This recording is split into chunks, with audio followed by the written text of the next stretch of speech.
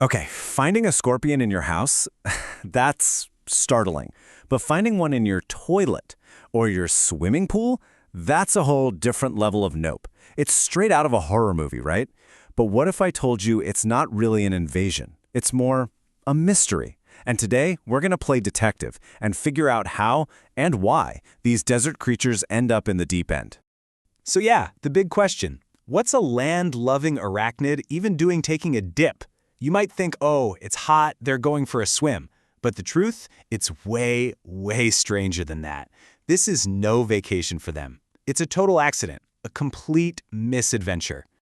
All right, so our investigation starts with the first clue. What's the motive? Why does this unwanted guest end up in the water? To figure that out, we've got to get inside its head. We have to think like a scorpion on the hunt. So here's the deal. Scorpions absolutely do not want to be in your pool. It's not on their bucket list.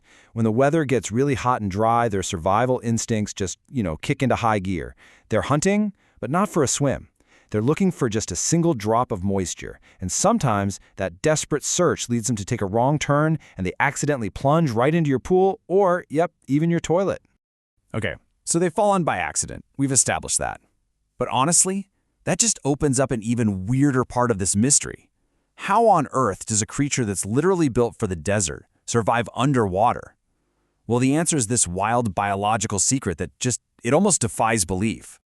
Get this, a scorpion can survive, fully submerged in water, for up to 48 hours. Let me say that again, 48 hours. That's 2 full days. I mean, just let that sink in for a second. Their ability to just endure, it's practically alien. And you know that movement you see when they're in the water? It's not swimming. Nope, that's a total myth. Scorpions are, frankly, terrible swimmers. What you're actually watching is a masterclass in survival. They can literally seal up their breathing holes, they're called spiracles, and basically hold their breath for that insane 48-hour window. So they're not having a nice relaxing dip, they are desperately trying to find a way anyway out. But just when we think we've cracked this case wide open, our little investigation takes a stunning plot twist. Because sometimes that creature you see in your water, it's not a scorpion at all. It's an imposter. Yeah, meet the water scorpion. Now, it definitely looks the part, I'll give it that, but that's pretty much where the similarity ends. This is a completely different animal. It's an aquatic insect, not an arachnid at all. It's a classic case of mistaken identity. Because this guy, he's perfectly at home in the water. And when you put them side by side, the differences are, well, they're stark. A true scorpion, that's an arachnid. It belongs on land and it has that infamous stinger. The water scorpion, on the other hand, is an insect that lives its entire life in the water. And that thing that looks like a tail, that's not a stinger. It's actually a breathing tube, like a built-in snorkel. So yeah, they really couldn't be more different. Okay, so we've identified our main suspect, and we've unmasked its imposter. But that leaves the single most important question, right? Whether it's the real deal or not, how dangerous is this whole situation?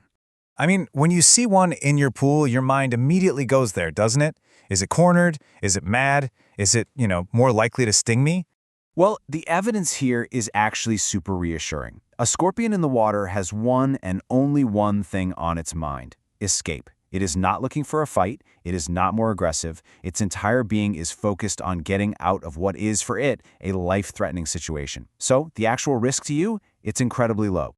So, with our investigation pretty much complete, we can now use everything we've learned to put together a practical action plan.